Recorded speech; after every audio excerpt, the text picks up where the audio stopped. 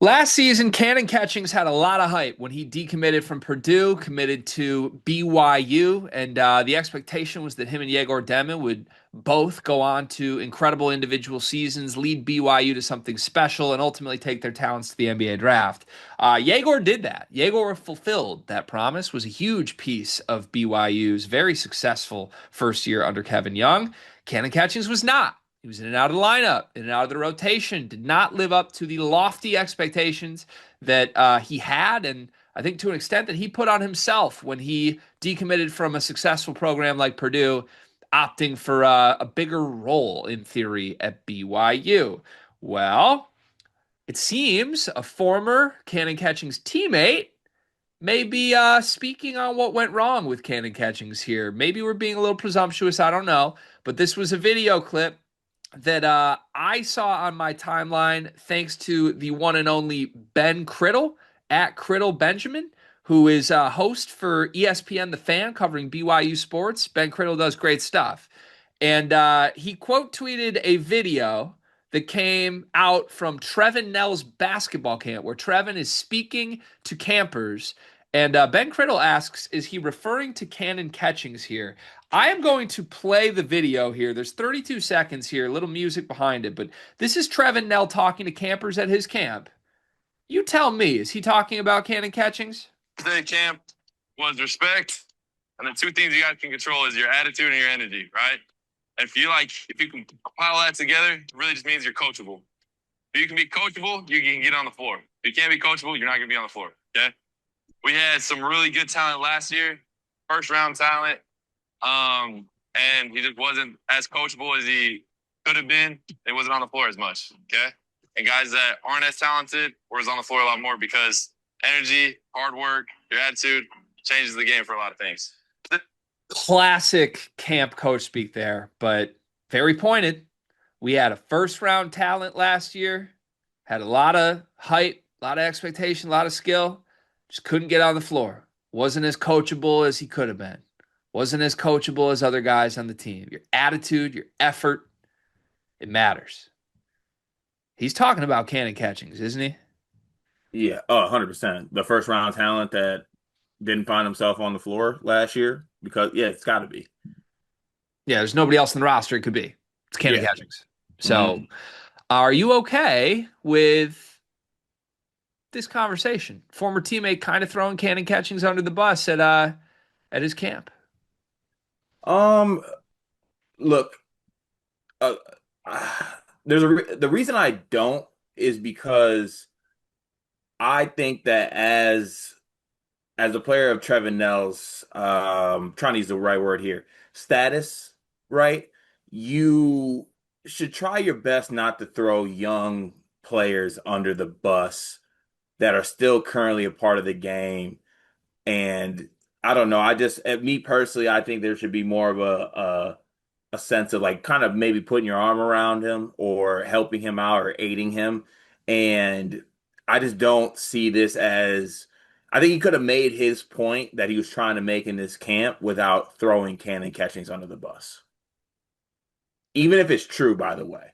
Like I still think the point could have been made the same way without throwing him under the bus. So, like, you could literally just say this exact same spiel about effort and coachability without giving the direct example of last year. We had a first round pick, names rhyme with Dannon Metchings, and he was just a dick. Yeah. Like, Like you could have just did without that. yeah. Okay. At your big age, might I add. Is this violating like the Hooper locker room ethics code? I feel like you're taking this a little personally on behalf of Cannon Catchings here. I kind of am because I don't know, like I get it, like I get like that stuff happens and with players and things such as that, but I don't know, it just rubs me the wrong way, like throwing the young dude under the bus. Okay. The dude that still kind of has maybe has some some space to grow as a player and as a person, but I just don't think you have because this is such a I mean now this is what we're talking about with Cannon Catchings. Cannon Catchings is gonna like see this. Cannon Catchings is gonna know this. It's just I think maybe I didn't even mean for it to come across as this, but it does just rub me the wrong way, kind of, you know, throwing the young bull under the bus here. Yeah, I would argue the young bull threw himself in front of the bus. I would argue that here. But both can be true. Both can be true. Sure. I don't think it's anyone's job from the BYU program, his former team, former teammates, coaches, staff, anyone from previous schools, previous prep locations. I don't think it's anyone's job at this point to protect Kanon Catchings from the reputation he's building for himself. Maybe I'm wrong on that, but I also look. You know how I'm wired. I'm a petty individual. I'm working on it, folks. I really am.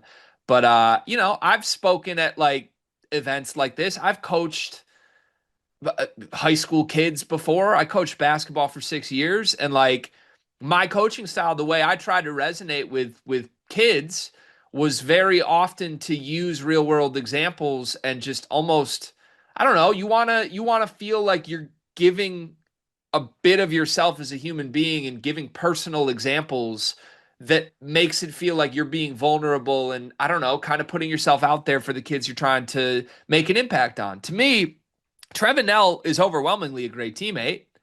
Trevin Knell, we have history of this. He's been one of the more beloved BYU locker room guys for the last couple of years. There's no bad stories about Trevin Knell. I would bank on the fact that Trevin Knell probably gave his all to mentoring Kanon Catchings last year. But this is just the reality of what happened. I mean, I don't think I need to remind you the steps on how we've gotten here. But Kanon Catchings, who went to OTE and committed to Purdue, decided after Purdue made a run to the national championship game, the Purdue program was, by all accounts, thriving, decided to abandon them in the middle of the summer because he didn't get enough promises. That's what happened. And then immediately in search of promises, he ends up in a school that will give you some and give you some money for being there. And just flat out, Kanon Catchings wasn't good enough last year. The team got better when Kanon Catchings got a smaller role. And I think, honestly, Kevin Young and that staff and everyone involved handled it pretty masterfully because it didn't derail the season. But the season on paper coming in, Kevin Young would even tell you it was. They came into the season trying to make it the Kanon Catchings and Yegor Demon team. And ultimately, Kanon didn't deliver on his end of the bargain in order to make that happen. So, look, that's all in the past now. He couldn't go to the NBA. I mean, I think if he could have gone to the NBA, he would have tried. He didn't even try.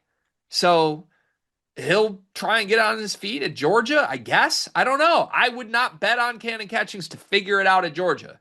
Maybe that's what he needs. Maybe he needs to change the scenery. But to me, like, I'm totally okay with Trevin doing this.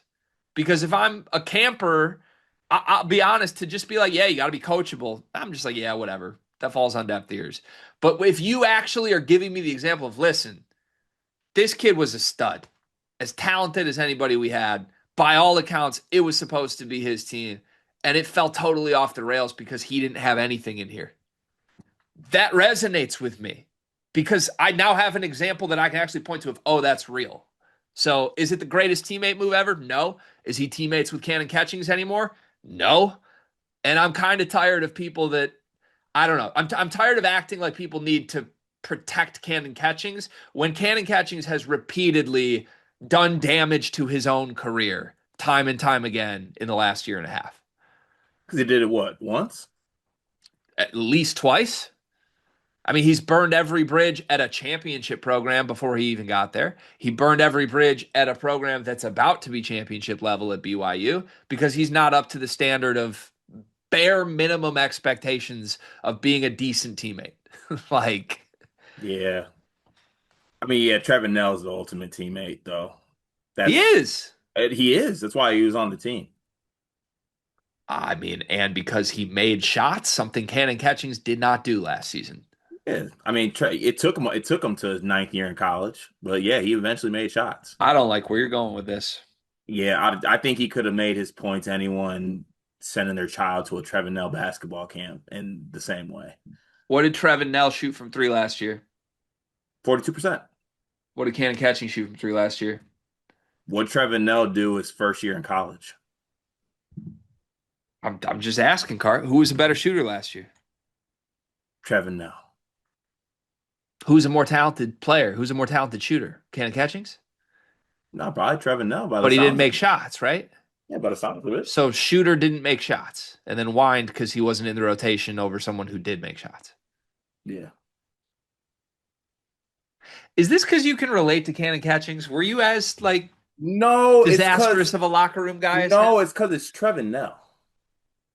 I don't like that. I don't like where you're going with this. I don't like that he's throwing a freshman under the bus. Trevin Knell's a winner. Okay. Is he? Yeah, Huh. he's not. I just don't like it.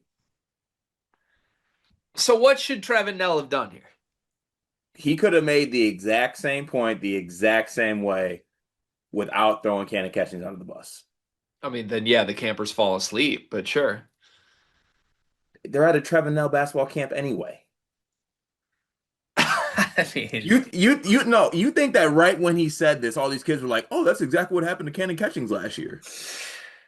if there's any little kid that's wired like me, yeah, There's a little kid in there who was like, "Oh, he's talking about Cannon." absolutely.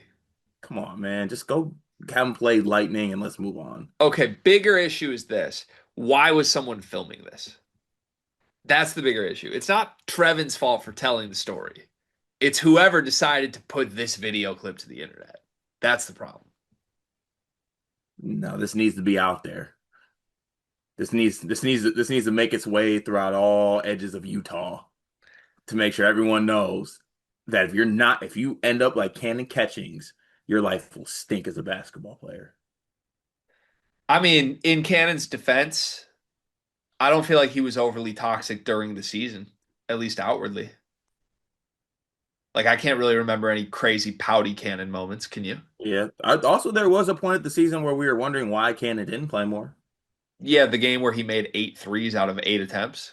Yeah, and like he got That was and the then only time all year that yeah, but that was one time. it did happen in one It 40-minute happened. game.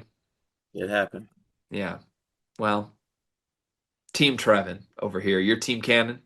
Just go be a 27-year-old and go live your life, man.